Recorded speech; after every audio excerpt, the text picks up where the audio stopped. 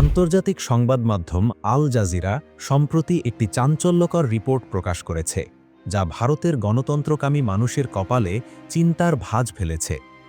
রিপোর্টটির সার কথা হল, প্রধানমন্ত্রী নরেন্দ্র মোদীর অধীনে ভারত এখন প্রকাশ্যেই ইসরায়েলের বর্ণবাদী ও দমনমূলক মডেল আপন করে নিচ্ছে।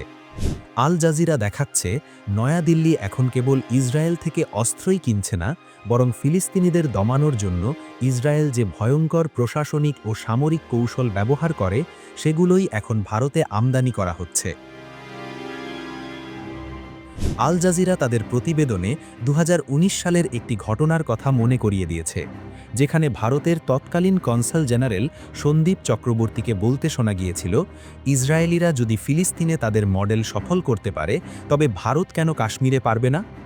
আজ সেই আশঙ্কাই সত্যি হচ্ছে। ৩৭০ ধারা বাতিল করে কাশ্মীরের স্বায়ত্তশাসন কেড়ে নেওয়া এবং রাজনৈতিক নেতাদের বন্দী করার মধ্য দিয়ে মোদী সরকার প্রমাণ করেছে, তারা কাশ্মীরে একটি ইসরায়েলি কলোনি তৈরি করতে চায়। আল জাজিরার বিশ্লেষণে উঠে এসেছে কিভাবে কাশ্মীরের জনতাত্ত্বিক কাঠামো বদলে দেওয়ার চেষ্টা চলছে, ঠিক যেভাবে ইসরায়েল পশ্চিম তীরে ফিলিস্তিনিদের হটিয়ে ইহুদি বসতি গড়ে তুলছে।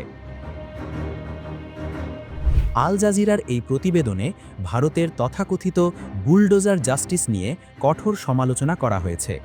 ইসরায়েল যেভাবে ফিলিস্তিনিদের ঘরবাড়ি গুড়িয়ে দিয়ে তাদের বাস্তুচ্যুত করে, মোদী সরকারের অধীনে ভারতের মুসলিমদের সাথেও ঠিক তাই করা হচ্ছে।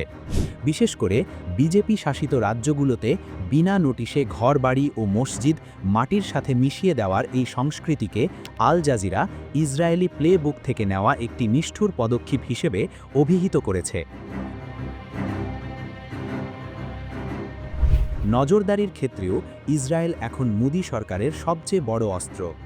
আল জাজিরাকে দেওয়া সাক্ষাৎকারে প্রখ্যাত সাংবাদিক সিদ্ধার্থ ভরদা রাজন বলেছেন, ইসরায়েলি স্পাইওয়্যার পেগাসাস ব্যবহার করে ভারতের বিরোধী কণ্ঠস্বরগুলোকে স্তব্ধ করে দেওয়া হচ্ছে।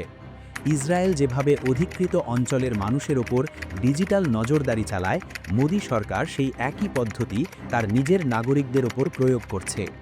আল জাজিরার তথ্যমতে ভারত এখন বিশ্বের অন্যতম শীর্ষ দেশ, যেখানে সবচেয়ে বেশি ইন্টারনেট ব্ল্যাকআউট এবং ডিজিটাল দমন পীড়ন চালানো হয়। আল জাজিরা আরও বলছে, এই সম্পর্কের মূলে রয়েছে এক ভয়ঙ্কর উগ্রবাদী মতাদর্শ।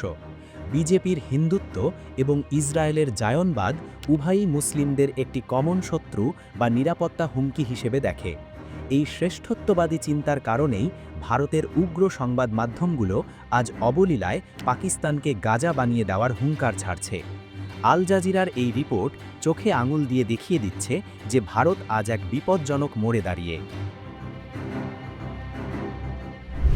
আল জাজিরার এই অনুসন্ধান আমাদের মনে করিয়ে দেয় যে গণতন্ত্রের মুখোশ পরে ভারত আজ এক স্বৈরতান্ত্রিক ও বর্ণবাদী ইসরায়েলি মডেলের দিকে ধাবিত হচ্ছে। আপনি কি মনে করেন, ভারতের এই পরিবর্তন দক্ষিণ এশিয়ার শান্তির জন্য হুমকি?